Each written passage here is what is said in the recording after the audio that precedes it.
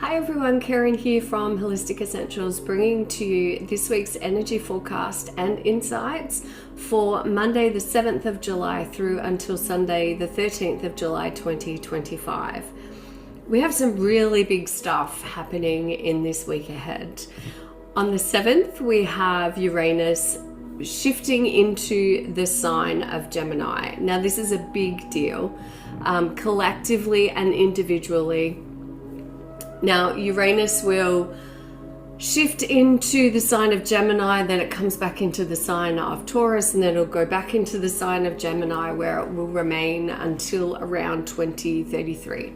Now, I'm not an astrologer. I highly recommend Pam Gregory's deep dive into what this means for us and what can show up for us in the coming years, and I will add her link in the description below for you to have a listen to that. Like, she's very much, she loves to go into the history of what, occurred in the past, what this means for us. And so I'll just touch on this lightly or not so lightly. But as Uranus enters Gemini, there is a collective mind awakening. Now, this is from 2025 until 2033. It is revolutionary change, conscious communication, and sovereign thought. So as Uranus is the planet of awakening, innovation, and disruption, it enters the sign of Gemini for the first time in over 80 years. So this is a cosmic upgrade of the collective nervous system, a profound recalibration of how humanity thinks, speaks, and connects. So we're entering an era of mental revolution. So under Gemini's influence, Uranus activates the air element. So this is going to be sparking, I want to say, like, inspiration and electricity through our thoughts, our speech, our technology, and our social systems. And it will challenge outdated paradigms and inspire fresh, and I will say it will be radical ways of perceiving reality. So Gemini's influence and Uranus is activating the air element. This is a time for us to reclaim our mental sovereignty, speak our truth, even when it feels hard, even when it feels scary.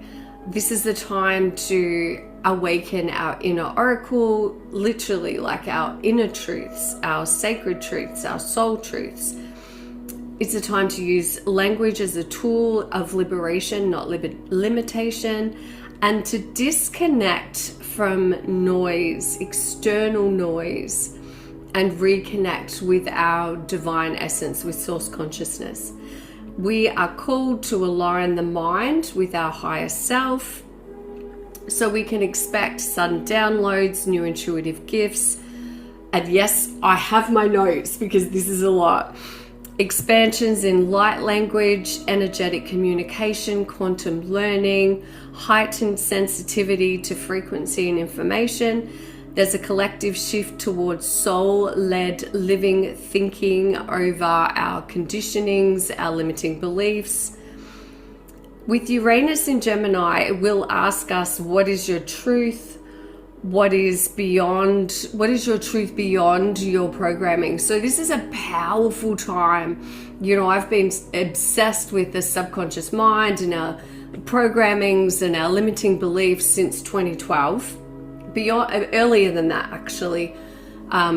Louise Hay's You Can Heal Your Life book that I received in 1998 was the catalyst for me in having this desire to understand what our belief systems, how they manifest in our physical well-being, our spiritual well-being, all of the above. So it is a powerful time for us to do the inner healing work so that we can rise above our conditioning and our programming, both on an individual level and a collective level, because we are constantly programmed through social media, through TV. We're in a trance-like state. from birth to the ages of 7, and then even up until about 14. So we are living our lives based on our programming. So that's why I love theta healing and the work with the subconscious mind through that. What belief systems no longer serve the evolution of the planet? How can we communicate from a place of unity, not division? So again, this is trusting your inner voice more than the outer voice, challenge group thinking, think soulfully, not socially, decentralizing power by decentralizing truth, and truth lives in all of us.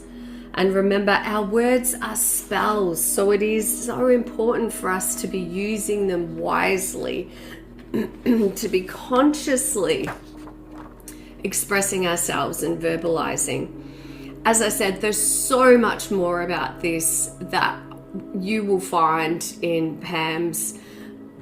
It's about an hour deep dive that she's done into what it will mean for us astrologically, and beyond that, with Uranus moving into the sign of Gemini. So I will add that.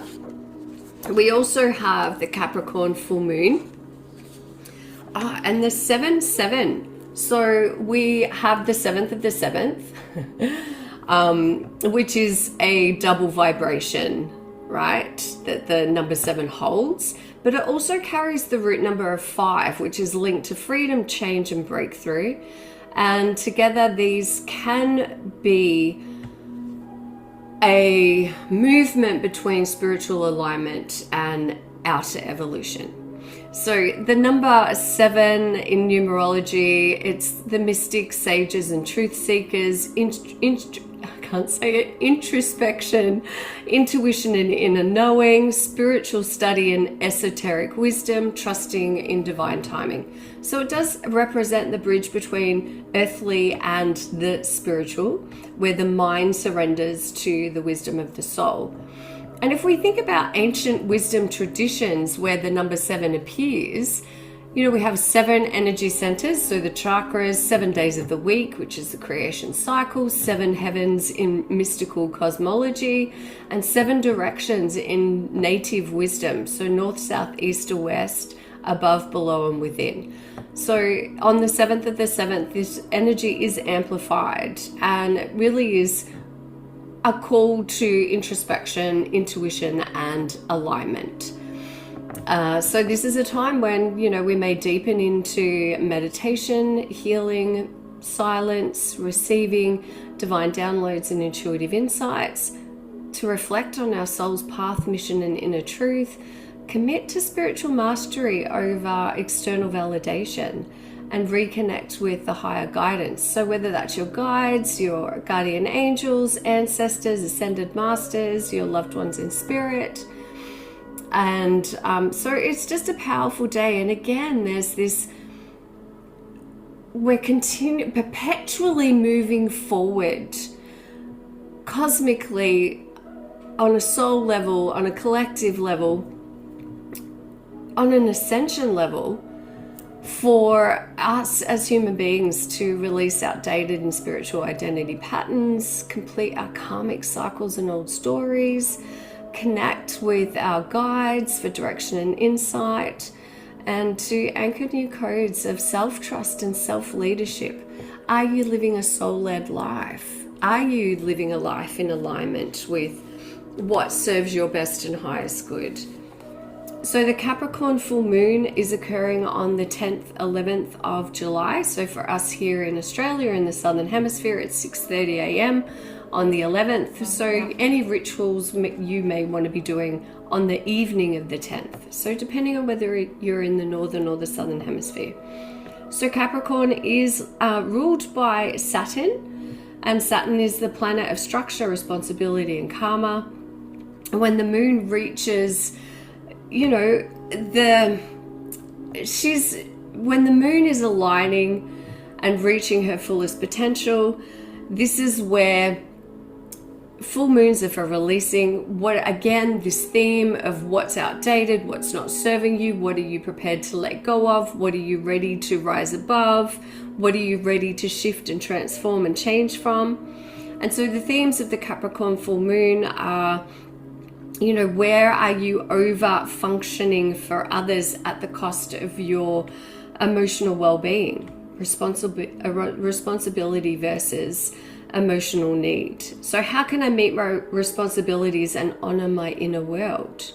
So Capricorn is teaching us emotional maturity, the sacred art of holding ourselves accountable without abandoning ourselves in the process, letting go of outdated structures, right? What habits, roles, identities, or patterns of behaviors that once served you are now keeping you stuck. They're holding you back. What versions of success are you holding on to that is no longer serving you? And I have this belief that all contracts, whether it's a soul contract or a earthly contract, all contracts have a loophole and they're made to be broken. We have free will, so therefore we have, and this is coming into our own sovereignty of being able to make choices for ourselves that serve our best and highest good. Reclaiming your inner authority. So Capricorn again speaks to sovereignty, not just in our outer world, but in our inner world. So are you outsourcing your wisdom? Where are you not trusting your intuition? Where are you not trusting yourself to make the right choices that serve your best and highest good? And do you constantly seek for permission and validation outside of you for you to make the choices that feel intuitively guided? You know, we all have an inner knowing. We all know deep down. So this full moon in Capricorn is supporting you in reclaiming your power by becoming your own authority. And that authority is one that is aligned with your soul, not the expectations of people outside of yourself. Burnout and sacred rest. Where are you overextending yourself? Where are you pushing beyond your limits? Where are you ignoring, again, the intuitive messages from your body, your higher self, that it's time to take a step back, that it's time to reassess how your actions, decisions, and choices are serving your sacred energetic needs and your emotional needs. Rest and rejuvenation. We cannot give anything from an empty cup. It needs to be full to overflowing in order for you to thrive. We want to be thriving. We don't want to be constantly behind the 8 ball. And so this is where you're being asked to continuously, I kind of guess, reassess your ability to maintain the roles and the expectations that you have. It's important that you are, it's important that you are assessing, does this serve me? How does this serve me? Am I feeling good about this? Am I saying yes out of a sense of obligation, or am I saying yes because I feel inspired to say yes? Capricorn is the builder, right? So this is about reflecting on the life that you are constructing for yourself. An assessment of the invitation is for you to assess. Again, who are you becoming? Who are you growing into? Who are you evolving into? Your actions and decisions supporting you in doing that. So this is a time to recommit to your future, not from fear, but from faith in your capacity to rise above any situation in your life or in your past. So it's a mid-year recalibration. It's a call back into alignment with what's real, sustainable, and soul-led. And again, the message of this full moon is that you are stronger than you know. But strength can come, inner resilience can come from emotional intelligence. It can come from being soft and gentle and compassionate.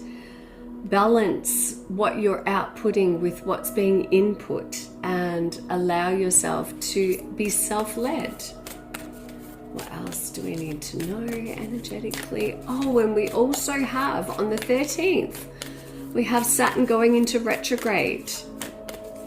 So this is, you know, also kind of happening as we come out of the light of the full moon, the energy of the full moon. Again, this is all about taking responsibility for yourself and your life, taking responsibility for the direction of your life, reassessing and making changes that you know in your heart will serve you, that you need to change, that you've been putting off changing. And it's also a time for assessing, because Saturn in retrograde can also highlight for us where we need to set boundaries for ourselves and others. You know, what is the toxicity that is around you? Where do you need to detox? Whether it's social media, whether it's, you know, your personal life, whether it's your personal choices. It's a reminder, sovereignty, it's a reminder that we have more power, that we have personal power, and it's time for us to reclaim that personal power and to own it and to step forward in our lives in that space. Oh, and we're also being worked on throat chakra. You know, throat chakra is Uranus in Gemini.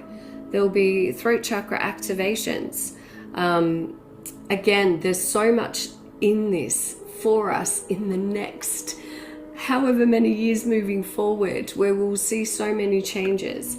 Temple of Truth, right? Throat chakra, authenticity, self-expression. We need to be able to speak for ourselves, to advocate for ourselves as well as for others. Speaking our needs, expressing our truth, expressing our emotions, asking for what we want, not just from others, but from the universe. And this came up, I'm sure, last week as well. So there is a real highlight for us to be actively working with our throat chakras, whether that's chanting, whether that's singing, whether that's doing a throat chakra meditation, whether it's having an energy healing to clear your energy centers. It's so important for us to speak up for what we will and won't tolerate, not only as an individual, but as a collective. There's so much coming. Oh, it's an exciting time to be alive here on the planet, I can tell you. And Pam also suggests in her, and she recorded it, I think, at the end of June, she highlighted seismic activity on the planet through earthquakes and volcanoes. And I find it so interesting that since she's recorded her predictions, there's been, you know, we've had a volcano erupt in Italy, and there's just in recent days a volcano has erupted in Japan. So the world is shifting and changing, and it's a time to embrace change and to be, I want to say, excited about change, right? It can feel scary. It can feel, we don't like change. We like to stay in our comfort zone, but things are really being shaken up, and it is happening for us, not to us. For our hearts, whale and orca elders, share your song, frequency of sound, deep dive, diving deep into the recesses of our inner truth, our inner being, our inner wisdom. This is a time for us to all be tapping into that and opening ourselves to that and letting others know who we are, and not to enforce ourselves on others, not to have others, not to bend others' wills to our own. This is just about standing in our own authentic truth, to share our hearts, to share our wisdom.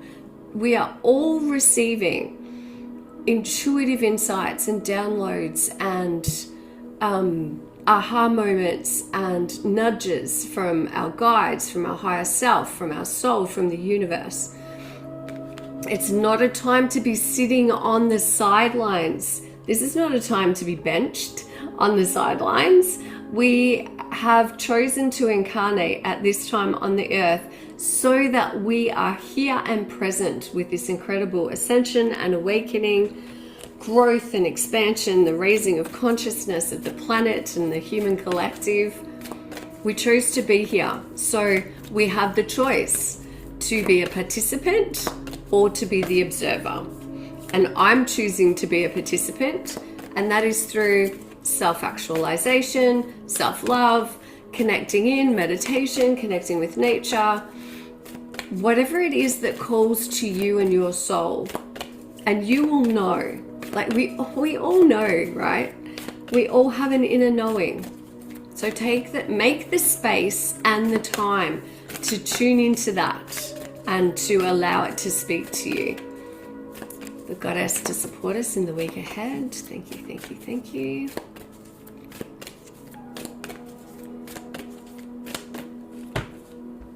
Oh, Sophia, yes.